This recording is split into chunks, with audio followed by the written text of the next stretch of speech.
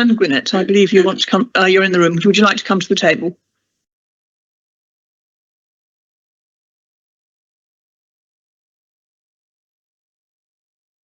The motion from full council on 10th of December to set up a citizens' assembly was positive, responsive to experiences and concerns of residents and businesses, focusing on the council's suite of traffic management measures to be rolled out in the near future, specifically the three core schemes: the expanded ZEZ, traffic filters, workplace parking levy. Its purpose was to assess the effectiveness of those proposed measures, provide recommendations on existing proposals, and advise as to whether other measures might be given effect as supplements or even substitutes for such policies. Not everyone was in agreement, though. Councillor Gant said, "This motion crucially opens a future in which some or all of the core schemes don't happen. These are adopted council policies. They are underway. They are happening."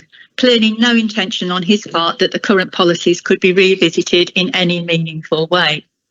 And other councillors in similar vein talked about the need to respect democratic decisions made by the council, the inference being that once made, they were untouchable. So what did Cabinet do with this request to set up a citizens' assembly with this remit? On 21st of January, it revisited the role of a citizens' assembly on transport in central Oxfordshire that had already been established and was to take place in February and March this year. The question it is addressing had been agreed on the 29th of November, before the council's motion. The Cabinet agreed the work of the assembly would be extended from 30 to 45 hours to encompass this extra work. Just 15 extra hours. Really? And the overarching question, agreed back in November, remember, was to remain the same.